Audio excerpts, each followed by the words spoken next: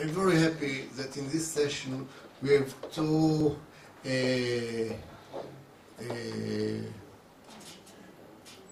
very good young researchers. The first one is Miss Karina Simonson from the Lithuanian Cultural Research Institute. She's a PhD candidate in art history and theory at Lithuanian Cultural Research Institute, joined with Vilnius Academy of Art. She graduated with 2 master degrees, one in photography and media arts at Vilnius Academy of Art in Lithuania, another in media arts from the University of Cape Town in South Africa. There, her interest in Litvak art and culture started to emerge. Karina's research is all the time on the intersection between Jewish studies, African studies, and art history. Therefore, is a constant challenge for the researcher herself as well as for her audience. And she will speak about German colonialism in Africa through Jewish lens, Laszlo, Moholy-Nagy, and Levson. Please.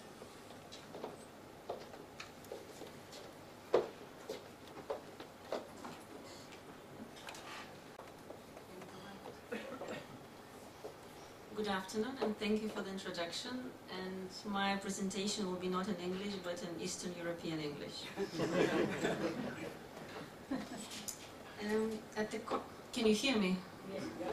At the conference Jews in Colonial and Post-Colonial Africa, I am honored to present my research on how German colonialism in Namibia had been reflected in the works of 2 Jewish photographers, Levson and Laszlo Moholy-Nagy.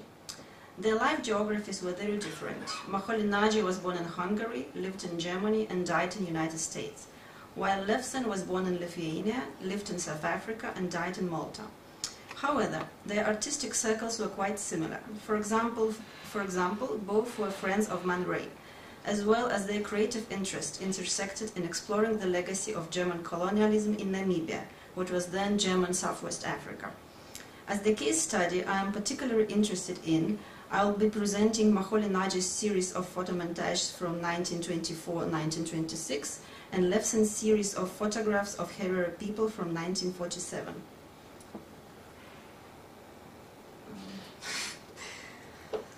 The German colonial empire constituted the overseas colonies, dependencies, and territories of Imperial Germany. With the exception of Brandenburg-Prussia's short-lived attempt to gain a foothold on West African coast and to participate in the 17th century transatlantic slave trade, Germany's crucial colonial efforts only began in 1884 with the scramble for Africa. As a latecomer to the struggle for colonies, Germany had to settle for 4 territories called protectorates: Togo and Cameroon in the west, German Southwest Africa, today's Namibia, and German East Africa, today's Tanzania, Rwanda, and Burundi, in the east. By 1914, the area of the German colonies was 4.5 times bigger than Germany itself. The German colonial empire ended after its defeat in the First World War in the Treaty of Versailles on 10 January 1920. Apart from Namibia, where half of the settlers could stay, about 7,000, all Germans had to leave the former colonies. Following the official end of German colonialism, a revanchist movement in the Weimar Republic and Nazi Germany began to try and claim the former territories, and colonial literature, films, and science blossomed. Only when the Nazis' Russian campaign of Second World War began taking its heavy toll did colonial ambitions finally end. Namibia, then known as Southwest Africa, became a German colony in 1884 under the rule of Otto von Bismarck and was lost to the British during the First World War. The Union of South Africa occupied the colony in 1915 after defeating the German forces during the First World War and administered it from 1919 onward as a League of Nations mandate territory, but as a de facto 5th province. The Herero-Nama War of 1904 was the most devastating one for the local population. It led to the first genocide of the 20th century. It cost the life of an estimated 80 to 100,000 people, or 80% of the Herero population. Some survivors managed to run to Botswana, Bechuanaland then, and were given sanctuary. Southwest Africa remained under South African control until it attained independence in 1990. The memory of genocide remains relevant to ethnic identity in independent Namibia and to relations with Germany. The German government formally apologized for Namibian genocide in 2004, but has refused to pay any compensation to the Namibian people for the atrocities. Within the last 2 decades, there has been a growing interest to reevaluate and expand scholarship devoted to Germany's colonial history and its aftermath. While the loss of these properties impacted national and international politics, the more telling arena in which Weimar post-colonial discourses prevailed was in the realm of popular visual culture, particularly associated with the illustrated press and artistic avant-garde, through means such as film, news photography, posters, picture postcards, and international exhibitions. Leon Levson was born Levson in Ragova, Lithuania in 1883 to poor Jewish parents. As a young child, Leon developed an interest in art, and at the age of 13 was apprenticed to a photographer in Kaunas, where he gained a thorough grounding in photographic technique. At the age of 19, as a result of his father's ill health and rising anti-Semitism in Europe, Levson abandoned his ambition to study art in Paris and took his parents to South Africa, following his brother who had emigrated earlier. He arrived in Cape Town in 1902 and soon found work in the studios of South Africa's leading photographers, the Dufus brothers. In Johannesburg, he gained a reputation as a fine, sensitive, and original portraitist, and soon counted many important figures among his sitters, including General Louis Botha. Following the end of the First World War, Levson traveled to the United States, France, and England, where he took the opportunity to familiarize himself with the work of important modernist photographers, who were in the forefront of establishing photographers' artistic credentials, including Stiglitz, Edvard Steichen, and Man Ray. Levson was fascinated by all aspects of photographic technique and visited the Kodak factory and film studio to acquire the latest technical knowledge. Levson was also a keen painter. He organized a first exhibition of modernist art in Johannesburg. He was an art collectioner, having works by Matisse, Picasso, Braque, Kotler, and Lipschitz in his possession. To add to Levson's many talents, he was also a writer. In the archives of his grandson, Jonathan Stern, survived 125 pages of autobiographical story about Jewish everyday life in Lithuania and Russia. In the immediate post-war years, when he was already in late middle age, Levson began a series of forays into both rural and urban areas to photograph the life of black South Africans. It was a subject in which he had long been interested, and with the end of petrol rationing, Levson, quote, motored with cameras through native territories and made a collection of pictures of native life. The topic was hardly unusual. The pictorial and ethnographically inclined rendering of native life had been an established genre amongst photographic enthusiasts, at least since Benjamin Stone's visit in 1894. Given his wide knowledge of photography and his involvement in organizations such as Johannesburg Photographic Society, Levson would no doubt have been familiar with such work. Several exhibitions resulted from Levson's photography of black South African life in the late 1940s and early 1950s. The work was first shown in London in conjunction with the Royal African Society in 1947 under the title Meet the Bantu. Later, under different titles, it traveled across South Africa. In 1961, Leon and his wife Freda left South Africa to London, taking with them a survived after a fire in his studio collection of the photograph. Later, couple moved to Malta, where Levson died in 1968.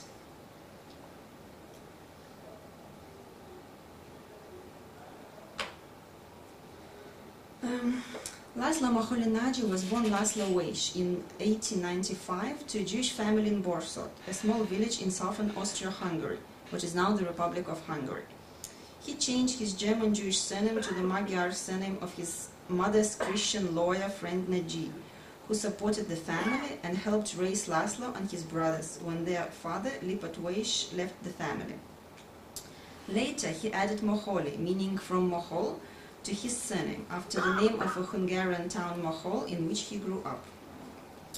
His first ambition was to become a writer, and while he was still in school, some of his poetry was published in the Szeged newspapers.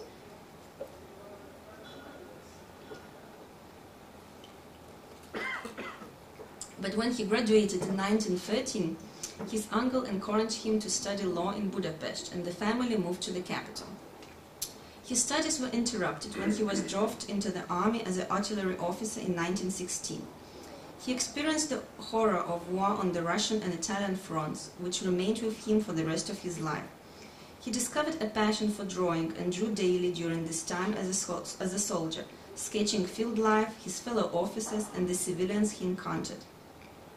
In common with many other veterans, a strong sense of social idealism began to crystallize at this time. In 1918, Moholy-Nagy formally converted to the Hungarian Reformed Church. After the revolution of 1918-19, he applied to the Hungarian Communist Party, but was rejected due to his bourgeois background. He was a supporter of the Hungarian Soviet Republic, declared early in 1919, though he assumed no official role in it.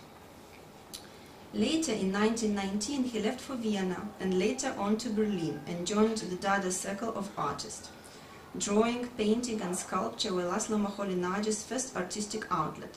He experimented a lot, believing in the constructivist affirmation of art as a powerful social force that could teach workers to live in harmony with new technology. Furthermore, he was strongly attracted to constructivist social philosophy, which saw art and the artist as active agent in improving society. Around 1922, Moholy rediscovered the photogram, a photographic image made without a camera. While he was not the first one to create this type of photograph, he coined the name for the technique. His work with photogram was in collaboration with his friend, Man Ray. Just a year later, he was invited by Walter Gropius to teach at the Bauhaus School of Architecture, Art and Design in Weimar, Germany. The stated goal of the Bauhaus was to promote a new unity of art, science and technology in the service of humanity. This explicit emphasis on social responsibility came close to Moholy's own hope of improving society, which had emerged from his wartime experiences and had been reinforced by his adoption of constructivist social values. Most of the better-known images of this time, however, emphasize composition over content. After the Nazis came to power in Germany in 1933, Bauhaus was closed, and Moholy-Nagy moved to London, where together with Gropius planned to establish an English version of the Bauhaus, but could not secure backing. He was asked to record the Olympic Games of 1936, but quit the assignment after 2 weeks, disgusted to find that his revolutionary friends had become Nazis.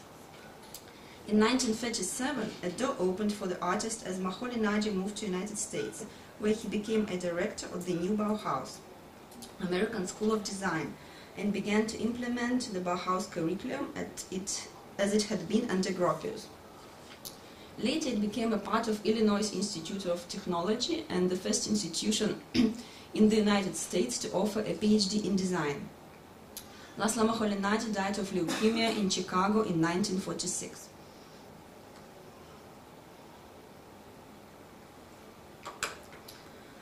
The history of Germany's colonial past and its impact on discourses of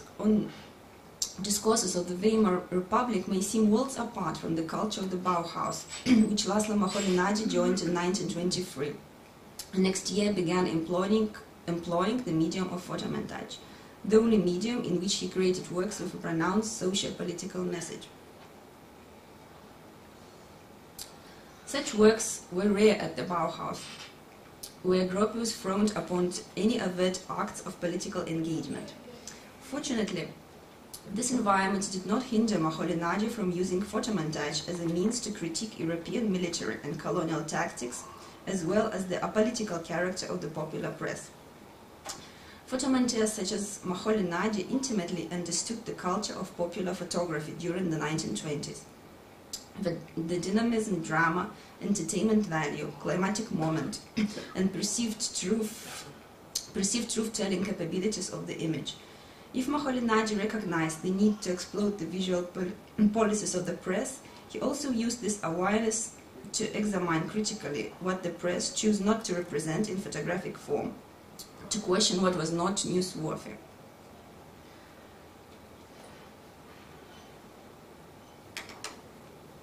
One of the Moholy-Nagy's earliest montages of photoplastics, entitled Militarism, also referred by the artist as a propaganda poster, critiques the shallow theatricality of journalistic reportage during the 1920s.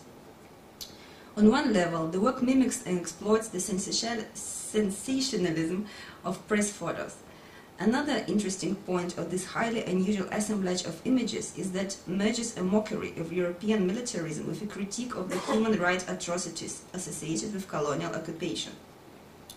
Offered in 1924, 10 years after the start of the First World War, this piece, in tandem with works by artists such as Otto Dix and Katja Kollwitz, served as an overt anti-war statement, reminding the public of the social and cultural cost of the conflict.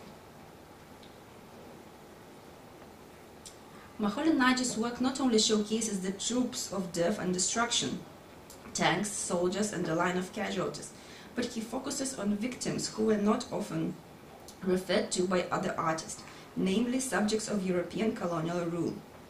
Given the First World War, as well as the Treaty of Versailles, involved a complex network of issues relating to contemporary racial politics and European colonial competition. The clear victims of the struggle for territories reside in the lower half of Moholy-Nagy's composition.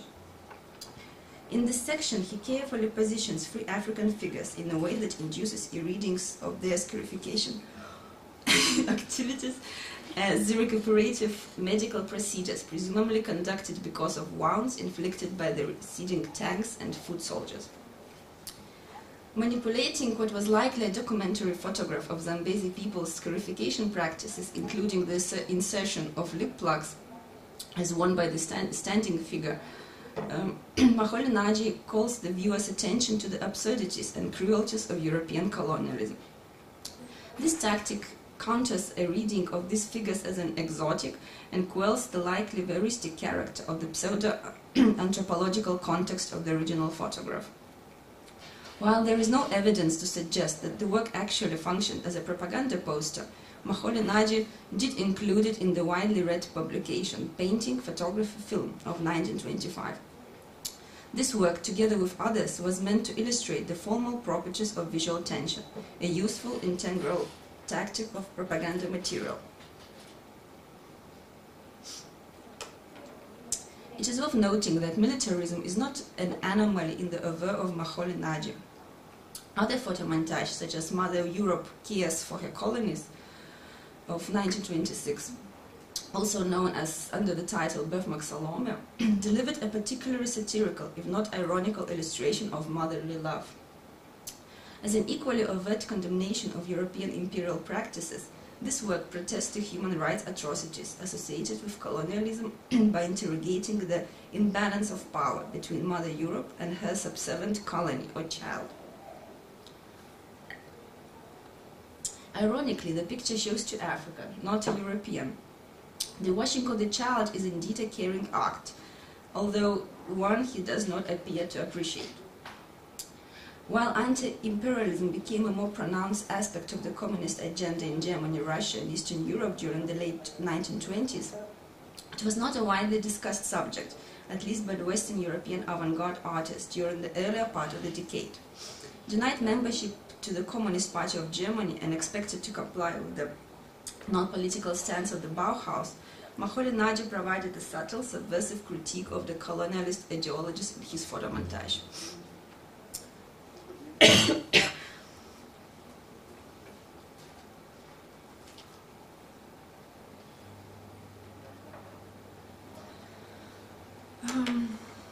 In January 1947, Leon and Freda Levsons joined Anglican priest Michael Scott on his 5-day trip to Bechuanaland.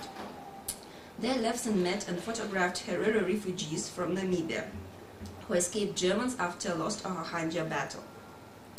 Samuel Meharero and about 1,500 of his followers settled in Moholy-Nagy in Bechuanaland, then a British protectorate, in 1922, where they were given permission to live by Chief Chekedi Kama.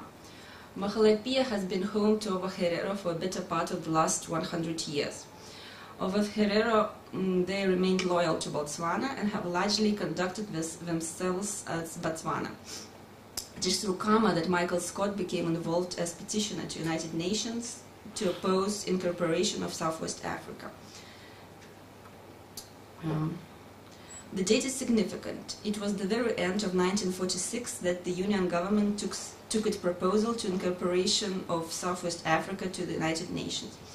Writing only a few years after the reality of Holocaust had become known, Scott said that the details of what happened to the Herero were no less horrible than those we have come to associate with the names of Dachau and Belsen. Samuel Meharero died in the Serowe in eastern Botswana in 1923, but his eldest son Frederick Meharero returned his body to Namibia, where it was buried alongside his father and grandfather.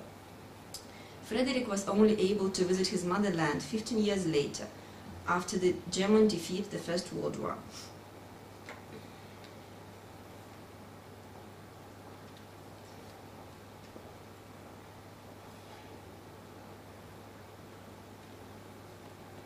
During his trip to Bechuanaland, Levson took many photos, most of them in Serowe and Moholy-Nagy.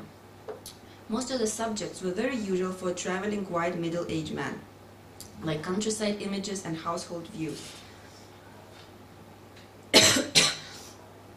Another part consists of images with political connotation, mostly pictures of Frederick Meharero, Chekedi Kama, and Michael Scott. The portrait of Frederick Meharero serves to establish his dignity and standing. Although not giving the full studio treatment, Levson improvised a small set with his subject sitting on an upright chair wearing a suit and holding his head in his lap. Can't see. He gazes out to the right of the frame, metaphorically looking towards the future, with which the Michael Scott's book, where photographs were later used, is concerned. This is a photograph of an individual of note. The more passive and reflective image was chosen over the one in which Meharero confronted the camera directly, flanked by several Herero men, which was also on the same roll of film. Whether or not the selection was discussed, the former image with its connotation of patience and respectability seems better placed to gain a sympathy of the book's international audience. The image of the Herero women shown engaged in the domestic activity of fetching water seems similarly to connotate respectability and dignity, and to facilitate the identification of its Western viewers.